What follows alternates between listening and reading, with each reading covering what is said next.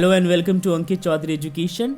And आज की class में हम डिस्कस करने वाले हैं पास्ट ईयर के questions from the chapter dual nature of radiation and matter. Already इस सीरीज़ के अंदर हमने पास्ट ईयर के क्वेश्चंस डिस्कस कर लिए हैं।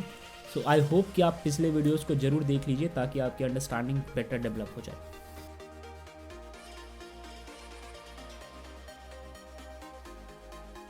चलिए डिस्कस करते हैं आज का फर्स्ट सवाल जो कि आपसे पूछा हुआ है। Explain giving reasons for the following. पहला है photo electric current in a photo shells increases with increase in intensity of the incident radiation. यानी कि अगर आप किसी भी रेडिएशन की इंटेंसिटी को बढ़ा देते हैं तो फोटो इलेक्ट्रिक करंट बढ़ जाएगा फोटो शेल के अंदर। कहीं भी यहाँ तो फोटो शेल की बात की गई है, मगर जब भी आप इंटेंसिटी को इंक्रीज करते हैं तो इंक्रीमेंट हो जाता है फोटो इलेक्ट्रिक करंट में। इसका सिंपल सा आंसर ये होना चाहिए कि इंटेंसिटी का डायरेक्ट रिलेशन होता है नंबर ऑफ फोटो इलेक्ट्रॉन से।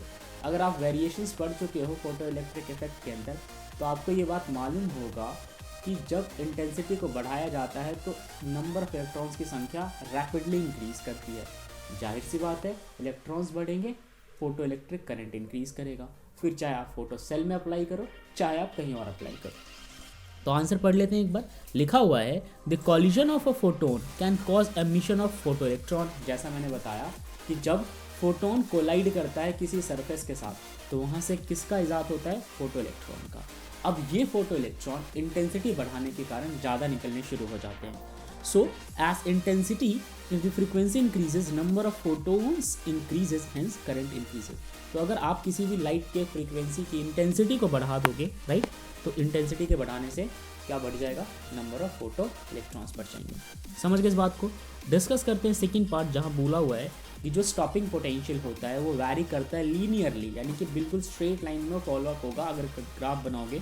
किसके साथ? फ्रीक्वेंसी के साथ इंसिडेंट रेडिएशन का for a given photo sensitive surface with the slope remaining the same for different surfaces. यानी कि इससे फ़र्क नहीं पड़ता कि सरफेस कैसा है, जो भी हमारा स्टॉपिंग पोटेंशियल है उसका ग्राफ लीनियर बन के आएगा जब आप उसको ड्रॉ करने की कोशिश करोगे फ्रीक्वेंसी के साथ। तो आइए समझते हैं ये हुआ कैसे।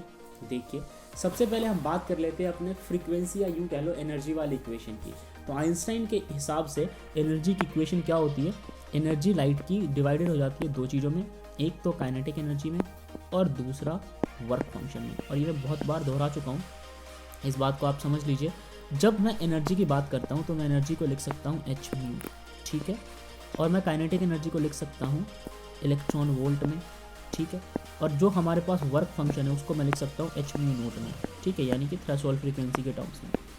अब अगर आप इस इक्वेशन को ठीक से लिखें, यानी कि इसको मनूवर करें, मतलब इलेक्ट्रॉन वोल्ट को मैं अपनी जगह छोड़ देता हूँ और इस वाले टर्म को मैं इस तरफ भेज देता हूँ, तो कुछ ऐसा दिखेगा। इलेक्ट्रॉन वोल्ट यहाँ पे रह गया, यानी कि यहाँ पे जो पोटेंशियल है, जो वोल्टेज है, वो स्टॉपिंग की बात कर रहा है, ठीक है, और बाकी अपनी जगह पे टर्म्स है जैसे कि एच म्यू अपनी जगह पे और ये एच म्यू नोट अपनी जगह पे है। आप समझ गए होंगे, एच को कॉमन निकाला गया है यहाँ से। अब इस ग्राफ को ना, यानी कि इस इक्वेशन को बेसिकली ग्राफ में कन्वर्ट करने की बारी आ गई है। उससे पहले आप ई को ना इस तरफ भेज दो।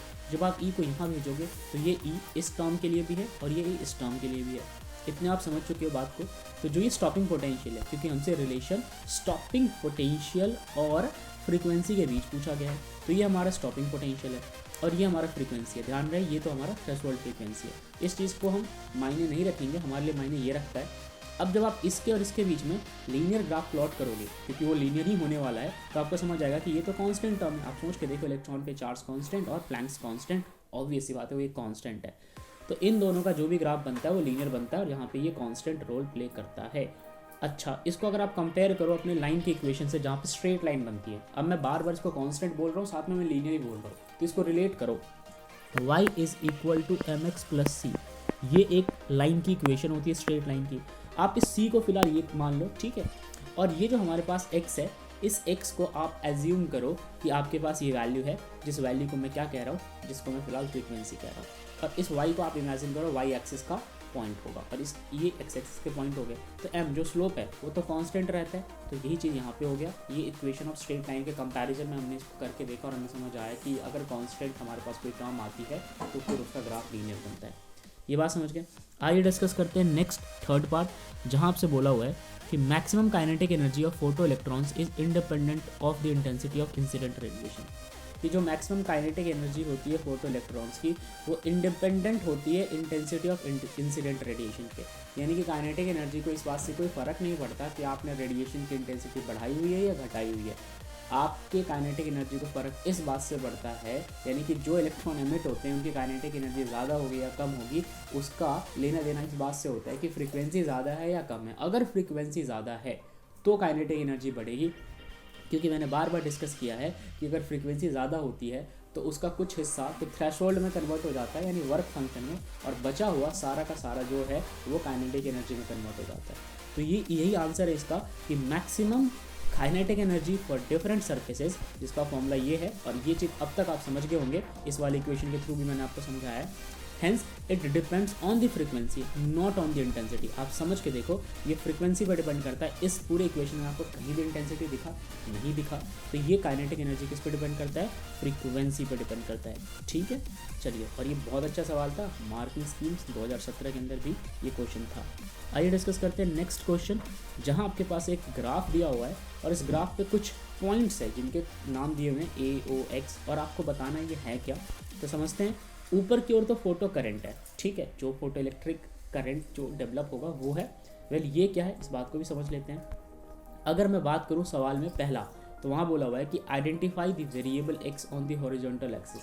तो जो हॉरिजॉन्टल एक्सिस है इसके ऊपर जो एक्स आपको दिखा था, ये एक्स है क्या, इस बात को आपको बताना है। तो आप सोचो, जब भी आपने रिलेशन पढ़ा होगा किसका, फोटो इलेक्ट्रिक करंट का, वहाँ पे बहुत सारे वेरिएशंस के ग्राफ आपने सॉल्व किए होंगे, उन्हीं में से एक ग्राफ ये है। और इतना आपको अब तक पता होना चाहिए कि इस तरफ वाला हिस्सा जो होता है वो स्टॉपिंग पोटेंशियल बताता है, और इस तरफ वाला जो होता है वो कलेक्टर पोटेंशियल बताता है। यस, अब ये कलेक्टर पोटेंशियल क्या है, ज़रा इस बात को समझ लेते हैं, फिर हम अपने आंसर में आएंगे। अगर मैं कलेक्टर पोटेंशियल की बात करूँ तो आप सोच के देखो कि ये सेटअप है फोटो इलेक्ट्रिक करंट की डेमोन्स्ट्रेशन का, जहाँ पे ये मेटल सरफेस है।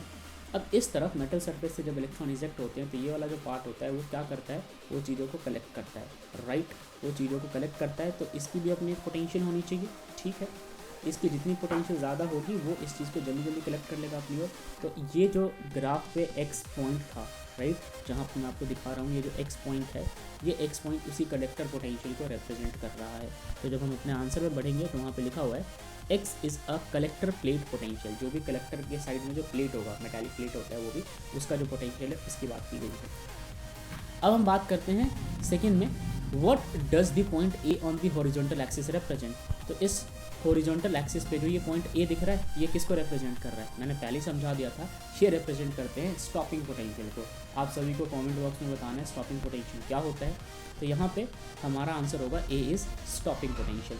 अब हम बात करेंगे थर्ड पार्ट, जहाँ पे आपसे बोला हुआ है कि draw this graph for 3 different values of frequency of incident radiation μ1, μ2, μ3, और आपसे बता भी रखा है कि कौन ज़्यादा है कौन कम है, अरेंज कर रखा है इनको असेंडिंग ऑर्डर की बेसिस पे, सॉरी डिसेंडिंग ऑर्डर के बेसिस पे। अच्छा, लेकिन इन सब की इंटेंसिटी सेम है, इस बात का ध्यान रहे, इंटेंसिटी सेम है। अब फ्रीक्वेंसी बड़ी होती है तो अभी तक मैंने आपको यही समझाया है कि ज़्यादा फ्रीक्वेंसी का इस्तेमाल हम ज़्यादा काइनेटिक एनर्जी के तौर पे कर लेते हैं। कुछ ग्राफ भी ऐसे ही बनाएंगे, आप समझिए इस बात को। ये हमारे पास ग्राफ है, इसको मैं समझाता हूँ। ये पॉइंट ना, ये है सैचुरेशन करंट, यानी कि आप सोचो ना, आप फ्रीक्वेंसी ज़्यादा भी बढ़ा दोगे कम भी बढ़ा दोगे, आपको फ्रीक्वेंसी से करंट का कुछ रिलेशन तो होता नहीं है। इलेक्ट्रॉन्स अगर मान लो ये फ्रीक्वेंसी कैपेबल है निकालने में, तो उतना ही ये भी है, उतना ही ये भी है, तीनों एक बराबर ही कैपेबल है। ज़्यादा इलेक्ट्रॉन्स कौन निकालते हैं, जब इंटेंसिटी ज़्यादा होती है। वेल यहाँ पे तो फ्रीक्वेंसी का लेना देना है, तो फ्रीक्वेंसी से हमें कोई फ़र्क नहीं पड़ेगा कि करंट ज़्यादा होगा या नहीं होगा। लेकिन अगर आप सोचो, ये जो पॉइंट है जिसको मैं सैचुरेशन करंट कह रहा हूँ, एक पॉइंट के बाद चाहे किसी भी फ्रीक्वेंसी की लाइट रे हो, सभी के सभी करंट को अगर निकाल लेंगे तो क्या उसके बाद कोई करंट निकलेगा नहीं ना। तो इसका रिलेशन यहाँ पे जाके सैचुरेशन करंट से मीट कर जाता है। लेकिन ध्यान देने वाली बात ये वाली एक्सिस है जहाँ पे इन्होंने समझाया नहीं है, मैं आपको बताता हूँ। इस एक्सिस के ऊपर अगर आप गौर फरमाओगे तो आपको समझ आएगा कि यहाँ पे और यहाँ पे 3 अलग अलग पॉइंट्स पे आपकी जो फ्रीक्वेंसीज हैं वो आके मीट कर रही है, ठीक है। V1, μ1, μ2, μ3 ये तीनों अलग अलग पॉइंट्स पे मीट कर रहे हैं। ये पॉइंट्स हैं कौन से, ये है आपका रिटार्डिंग पोटेंशियल, जिसको आप स्टॉपिंग पोटेंशियल भी कहते हो। अब समझो, अगर आपका स्टॉपिंग पोटेंशियल ज़्यादा है, ठीक है, इसका मतलब है कि उसकी फ्रीक्वेंसी भी ज़्यादा है। अगर स्टॉपिंग पोटेंशियल कम तो फ्रीक्वेंसी कम, तो आप इतना समझ गए होंगे कि फ्रीक्वेंसी का लेना देना होता है, स्टॉपिंग पोटेंशियल से करंट से कोई लेना देना नहीं होता, क्योंकि मोर और लेस सभी जो है एक ही बराबर के करंट निकाल रहे हैं। यहाँ तक बात समझ गए। अब चौथे में आपसे पूछा हुआ है कि इंटेंसिटी के बेसिस पे आप रिलेशन बताइए, ठीक है, एक ग्राफ ड्रॉ करके देखिए। तो देखो, जब मैं अलग अलग इंटेंसिटी की बात करूँगा, मान लीजिए कि 3 इंटेंसिटीज़ मैंने कंसिडर किए डिफरेंट रेडिएशंस के, और उन तीनों की इंटेंसिटी अलग अलग है, एक की ज़्यादा, एक की कम, एक की सबसे कम। तो इंटेंसिटी का फोटो करंट से बहुत ज़्यादा लेना देना होता है ये, क्योंकि नंबर ऑफ जो इलेक्ट्रॉन्स होते हैं वो बढ़ जाते हैं अगर इंटेंसिटी बढ़ा दिया मैंने तो। यहाँ पे I3 की वैल्यू ज़्यादा है, तो इस एक्सिस पे आप ध्यान से देखिए कि करंट जो है, ये जो करंट है ये ज़्यादा है, फिर ये कम और ये कम, ये सबसे कम है। तो जब इंटेंसिटी बढ़ी तो करंट बढ़ा, लेकिन इंटेंसिटी का स्टॉपिंग पोटेंशियल से कोई लेना देना नहीं होता, क्योंकि इंटेंसिटी जो है वो इंडिपेंडेंट होता है। तो अगर मान लीजिए कि I1 के लिए स्टॉपिंग पोटेंशियल यहाँ अचीव होती है, तो फिर I2 के लिए भी यहाँ होगी और I3 के लिए भी यहाँ होगी। ये मार्किंग स्कीम 2017 का अगेन ये भी सवाल है। अब कुछ क्वेश्चन जो आज आपको करने हैं वो देखिए, जो क्वेश्चन आपको करके लाना है उनमें पहला क्वेश्चन है, आप वीडियो पॉज करके इन सारे क्वेश्चंस को नोट डाउन कर सकते हैं और इनका आंसर आपको साथ में करना है, जिससे कि आपकी प्रैक्टिस बेटर हो जाए और आपने जितने भी आंसर को समझें उस बेसिस पे आप भी कुछ क्वेश्चंस के आंसर कर पाए। मिलते हैं अगले सेशन में। जय हिंद।